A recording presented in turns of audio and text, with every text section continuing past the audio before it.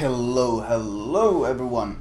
Since my last Conqueror vid was mostly focused on, well, giving an introduction of the ship and in general my opinions and so forth, going through all the details, I figured I would post another vid, this time just a game in it. In that sense, no comparisons, no super detailed, but just your average game in it. The first thing, of course, that this ship has is the insane range. Now, the shells are very slow, but if you do happen to catch people who aren't paying attention, you can get some pretty damn surprisingly powerful volleys at long range, because once again the accuracy is very good. In this game I'm against all different tier 10 battleships, which is what I think makes this a pretty good example. I'm against a Yamato, a Montana, and a Kurfürst. So there's plenty of opponents to choose from. You might notice able to punish the broadside Yamato, and that's of course always satisfying. In fact, I have found that because, I don't know if it's because of the Plunging Fire or what the reason is, but I think I have felt that I've been able to more consistently punish broadside Yamatos in the Conqueror than I have in the Montana, because one of the common things I experience when I shoot broadside Yamatos at extreme ranges in the Montana is that I get a bunch of bounces and shatters, whereas the Conqueror, I assume because of the Plunging Fire, has been more consistent in punishing them.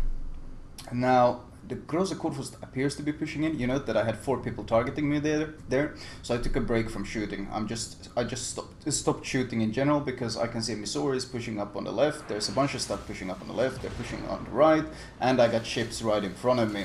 So I figured this was a bit too much pressure, because you notice how aggressive I am playing. I'm almost inside B with my battleship and the game has barely started. But this is of course one of the great advantages of this extreme stealth that you have in this ship, the ability to disengage whenever you want, and in this case a bit too much pressure, so I decided it's time to disengage. I do catch the Ivar reversing behind island, and even though I only got 4 penetrations on him, I actually dealt 16,000 damage, so of course the AP damage per shell is very impressive. And it looks like this Kurfürst is pushing in, so I switch to HE as I turn away. That's something I did highlight in my commentary, and that's something I actually quite like with this Royal Navy line, is that you are very efficient at dealing with angled battleships in these ships, especially the high tier ones, the Conqueror and the Lion, and I think the tier 7 one has an especially high fire chance as well, which makes it very good at dealing with them, the King George V, but I will cover those two later. Still though, the Kurfürst tries pushing in while angled, so I switch to HE, and of course you can see not just is the HE Alpha, of course, very impressive. That was what, 9.5k damage, 9.3. Also of course the fire chance is what makes it so very consistent and so very powerful at punishing these attempts to push in nose first. The Neptune of course does his fair share of damage, but as long as he remains angled, I'm just gonna be raining down this HE fire on him. Even if you don't start any fires, well, although it feels like you almost start one every volley, the consistent damage is what makes it very attractive in dealing. It doesn't matter if it's a Kurfürst or a Montana or a Yamato, you of course you can't overpenny or overmatch any of them, so I tend to automatically switch to HE in the ship against these. In some other ships, in other battleships I'm significantly more hesitant to do this, because the HE fire chance is much lower. But with the impressive fire chance of 48%, which of course with the tier 10 resistance is about 24%, with 12 guns you have a very high chance, and you're quite consistent at starting these fires. It looks like he is giving broadside, and I'm switching to AP here. You note of course my reload is down to 24 seconds, 2 fires with that volley, so well, if the Neptune hadn't killed him he would have died to my fires. My reload is down to 24. You already run the reload mod, or I already recommend the reload mod on this ship, since because the range is already so insanely good at 24 km, so there's absolutely no need. I in general don't run range mod on any of my tier 10 battleships, What you see here, it might look a bit wonky, but what I'm doing here is I'm tapping the M key. When you press the M key, you of course go into the map, the top-down view map. But if you tap the M key, you abort the animation just before it goes up, and it returns back to your ship. And you can use this to gain this kind of bird's eye perspective of the ship. And that's what I did. I tapped the M key to get an idea of which way the Montana was sailing, and then I shot him before he came around the corner. Using the information gained from tapping the M key, and this way I was able to shoot him before he even popped out. I only did 8k damage to him, but it's a tactic I use quite often. Kaba turns in at the very last moment, so instead of eating a ton of damage, he only eats 6k.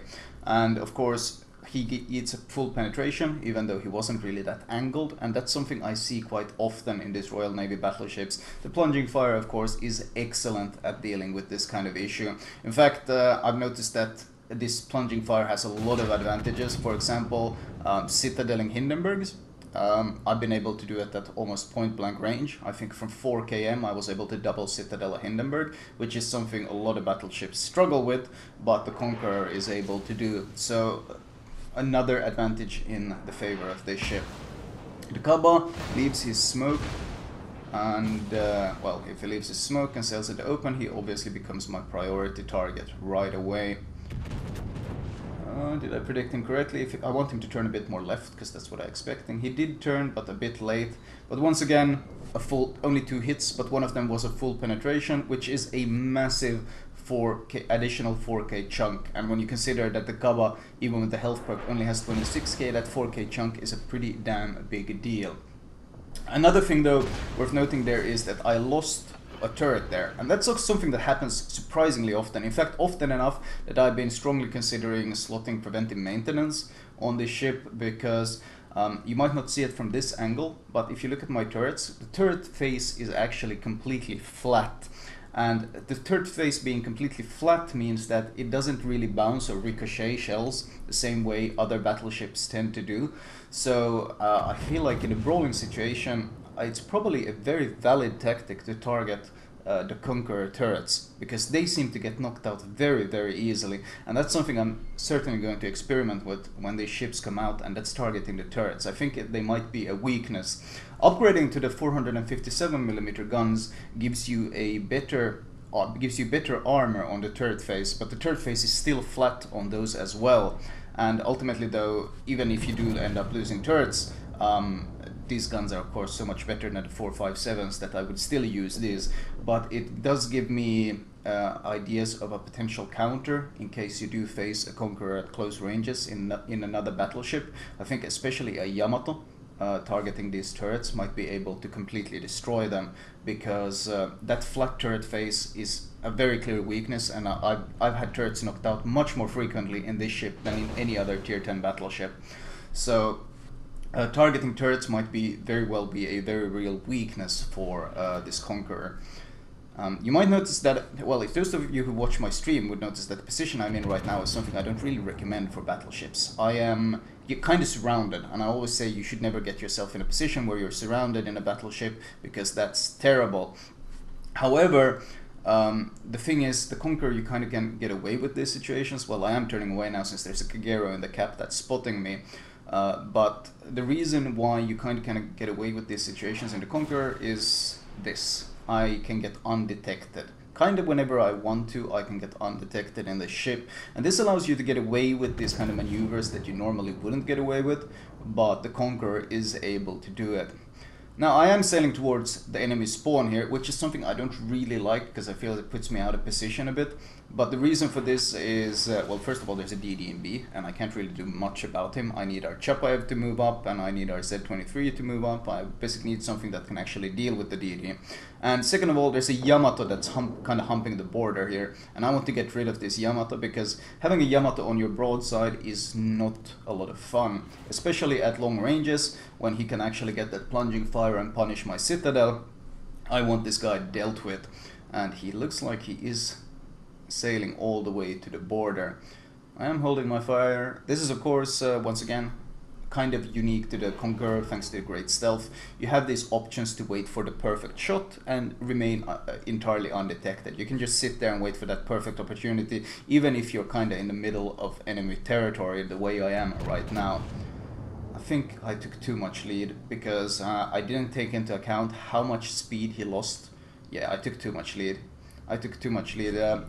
I didn't take into account just how much speed he lost from getting the edge debuff. When you hit the edge, you lose, like, is it 3/4 of engine power or something? So losing all that speed threw my aim off. Now though, I know how slow he is, and of course these plunging shells at 15 km on a broadside Yamato are extremely powerful. And well, that's first volley gives me a citadel and some pins, 16.5k damage, and my back turrets finish him off with another 22k.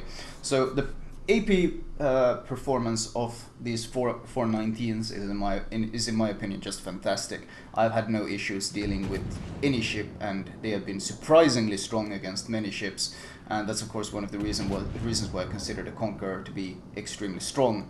For those that have watched my commentaries before and who are familiar with the way I rate battleships, I tend to highly value the gun performance, because I think it's one of the key importances of a battleship, being able to punish any sort of enemy mistakes, and in general just having consistent guns is something I highly value. I'm shooting at the Mogami. At these ranges, the Mogami kind of probably can turn away and mitigate a lot of the damage and avoid the Citadel, but it wasn't really that... well, of course I wanted to kill him, but it was more the fact that I wanted him to turn away, and because you can't allow a Mogami to just happily sail around your broadside, or sail around giving you full broadside, because a Mogami has an absolute ridiculous amount of firepower, especially the type of firepower that you don't really like in the Conqueror, and that's of course IFHE, HE spam. And because you're coated in 32mm armor, he can deal a lot of heavy consistent damage to you. So giving him a bit of a scare, reminding him that if you give me broadside I can delete you, is something I quite like doing in this ship. This Aiva is trying to angle against, you notice the Montana, he's angling against him and trying to angle against me at the same time. So I aim a bit higher, so I get Plunging Fire on his superstructure instead of shooting his belt that could probably bounce it at this angle. And that does finish him off. And let's see if I can get undetected now, once again. Even with the fire on, I'm actually able to get undetected here, so that does speak to the excellent concealment of this ship. I'm still not entirely certain if these ships are going to be keeping the super heal. I did speak with Wargaming today, and the Nilsson is actually going to keep its super heal for tier 7, so... well, I've kind of given up on tier 7 in general. I mean, I don't think it needs the super heal, I think it's strong enough without it, but that's going to be even more power creep at tier 7, but tier 7 in general is a tier I've just given up on. I mean, we have Belfast, we have Flint, we have Saipan, like, that entire tier has already gone to shit, so I kind of don't care. If they decide to add an overpowered battleship to the mix, then whatever. It is all that entire tier is already a premium mess in that sense, but obviously not something I'm too big of a fan of. But I will say though that the Nelson does get a full recommendation from me. I always recommend, even if I don't like the fact that they're doing this to the ship, I of course objectively will always recommend a ship I consider very strong. And with the Nelson keeping that super heal it has right now, and it not being nerfed, of course the Nelson gets a full recommendation from me, because, well, that's how I treat ships objectively. If they're strong, they get a recommendation. If they're weak, then they don't. And in this case, the Nelson gets, of course, a big full recommendation, because it's going to be possibly the best tier 7 battleship with that super heal and the combination of the stealth and all these things. Missouri should die to the Montana here. I've been helping the Montana fight him a bit, nailing him with some good heavy punishing volleys. St. Louis is giving me full broadside, and of course, even though they have spaced armor, if they give broadside to you, you can quite easily punish them, as he finds out giving broadside when he kills the Montana. And the Mogami is getting pretty damn close, something you don't want to do, because the closer you get to the ship, the less time you have to react to these pretty slow AP shells, and the less time you have, well, angling really against these shells, especially in a squishy cruiser like the Mogami. yeah, that's not really gonna work out. He tries to turn in an angle, but against these AP shells it doesn't help him, and I citadel him and I do kill him off. So this Conqueror game ends, and I don't know if you guys have been paying attention to the damage numbers, but 286,000 damage dealt. I kind of pushed, I started the game by sailing very aggressively near B, then I pushed through C, sailed through the enemy spawn and up all the way to A. Well, not technically that deep into enemy spawn, but more the fact that I wanted to get rid of that Yamato on the broadside, which kind of drew me away. In general, I don't really like sailing into the enemy spawn, but if you actually kill off all the threats on the way, then it's obviously not that bad of a deal. Nice chunk of damage, nice chunk of XP. Looking at the base XP, 2.8k, not surprisingly. I did like this game though because I was against Kurfürst Montana, Iowa, and Yamato, and Missouri. These are very, very common ships that you're going to be facing, and it of course showed how little issue Conqueror has in dealing with these. If they angle, you switch to HE. If you get focused, you disengage with the stealth, and so forth. And looking at the damage taken, or in general damage dealt, mostly of course AP, but we do see a nice chunk of HE damage. Pretty much all of that damage was to the Kurfürst.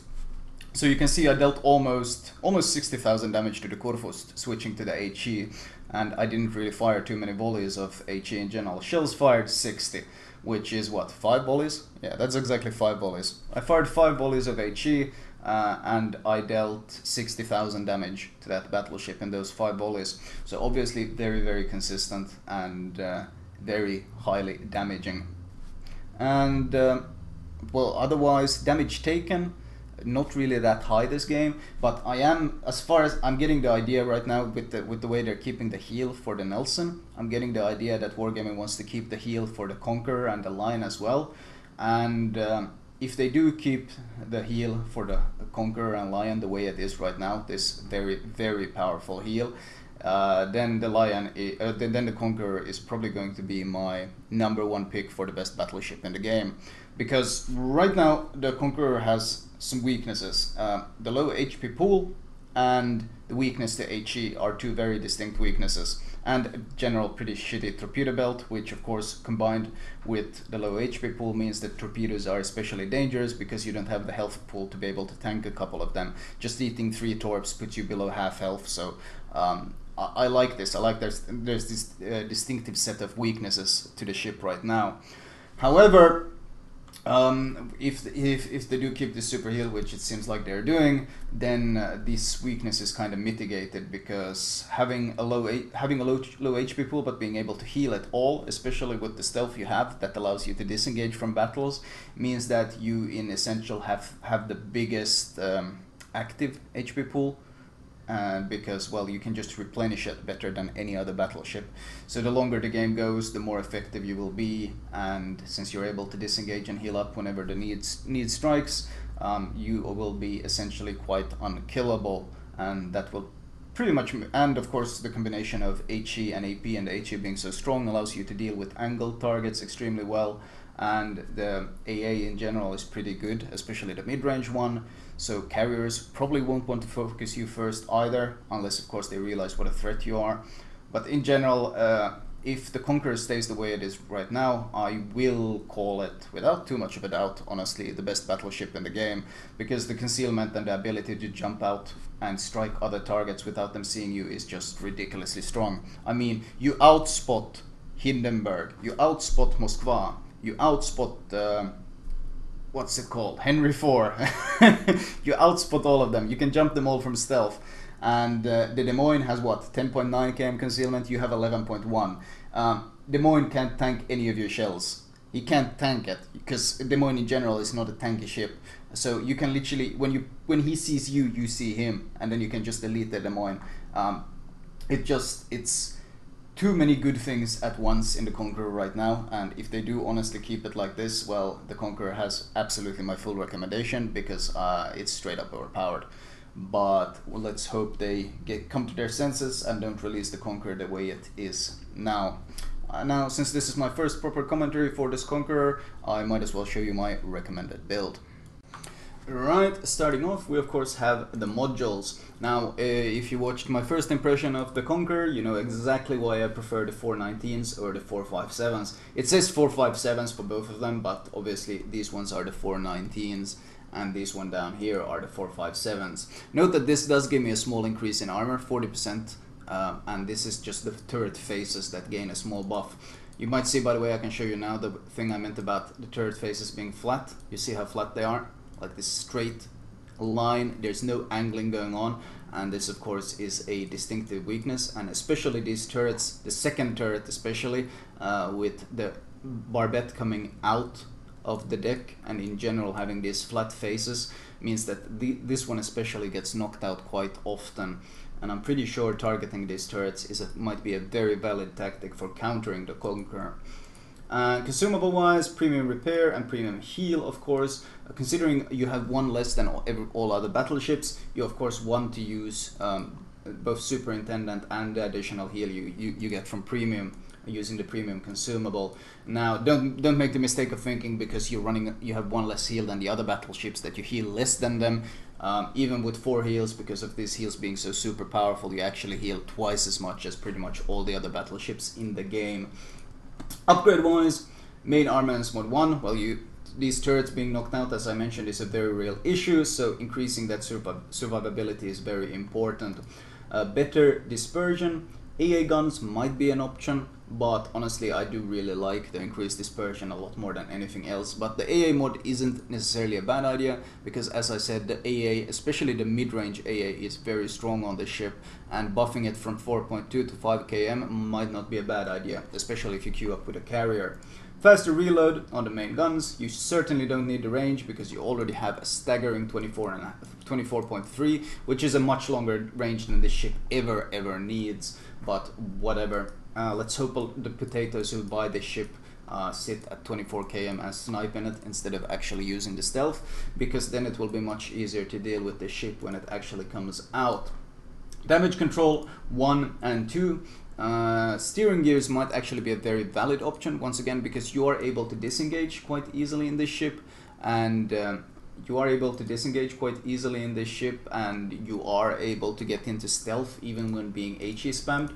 But honestly, the reason I run damage control is more for helping deal with carriers, or if I get torped and then some follow-up. But honestly, this isn't a bad idea.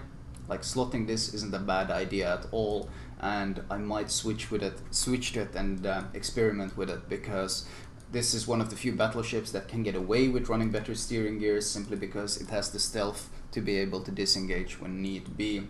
Finally, of course, concealment. We have a great concealment, we want to upgrade it even further. Captain perks wise, well, first of all, I run Jack Dunkirk, my recommended captain for all Royal Navy battleships. The reason for this is, well, I'll get into that in a second. First of all, preventive maintenance is super valuable on the Conqueror, because, well, you saw what happened to turrets, and that's something that happens quite often. Second perk, I would go for turret traverse. Jack Dunkirk, of course, has slightly faster turret traverse than the rest of them, which makes it especially valuable, and this brings your turret traverse down to 40.2 seconds, which is about the same that you get on Kurfürst or Montana with expert marksman. They have very slightly better, like 1 second better, but you really do want that. Superintendent, your heal is amazing, you want additional one. And concealment, once again, your concealment is amazing, you want to make it even better. Follow that up with AR to get that faster reload, and then of course spec into Jack of all trades. Once Jack Dunkirk has a special Jack of all trades that instead of 5% it gives you 10% to the reload time, which means of course faster repair and faster heal. After that I would spec, actually I'd probably go AFT after this, followed by priority target. I have given some serious thought to going for fire prevention instead of AFT, because I've noticed later in the games this AA that the Conqueror has is very easily knocked out. When you get HE spammed for a while, you tend to lose like a huge majority of your anti-air, and in those cases, if you get bombed by a carrier, having fire prevention would be very useful, and in general just fire prevention might be worth it. But as of now I am running AFT, and I've been pretty satisfied with it, because when there are carriers this has been quite useful. But still, this is something that might not be a bad idea at all. That remains to be seen though. Flag-wise, I will highly recommend slotting the India Delta flag. Well, to give you an idea of how ridiculous the India Delta flag is on it, when we're running the India Delta flag, we heal 1989 HP per second, so almost 2000 HP per second. If we turn off this flag, we suddenly heal, come on, show us, we suddenly heal 1650. So you gain almost 350 health per second over 20 seconds. So that's what, 7000 healing you gain just from slotting this flag. And considering your health pool is 83k, that's a lot of additional health to be gained, especially since you got 4 of these. So running a healing flag is great. Fire prevention flags, once again, this is kind of your nemesis. Fires and faster consumable usage. These 3 are the basics. Whatever else you add on top, well, that's entirely up to you. Anyway, that was my... Oh, I can show you guys the premium camo. I don't think I showed it in my original commentary. This is of course the tier 10 premium camouflage, which I gotta say doesn't look that bad at all. It's actually quite nice looking. Huh. This might be one of those few tier 10 camos I actually get if this ship does come out, because the Conqueror is a battleship I see myself playing quite often, because not only is it a lot of fun to play for someone who likes the stealth play like I do, it's of course stupidly powerful, so there's really no reason for me to not recommend this ship. We'll see, however, if this ends up being the final version of the game. There's a reason, final version of the ship. There's a reason there's this big stamp here on the bottom right that says test ship, and there's a reason Wargaming wants us to mark these ships as work in progress. But we'll see what they decide. Honestly, I hope they don't release it as it is, because if this ship comes out, I see no point playing the Montana ever again. But that's up to Wargaming to see how they finally decide to do. Anyway, that was all from me. I hope you guys enjoyed it.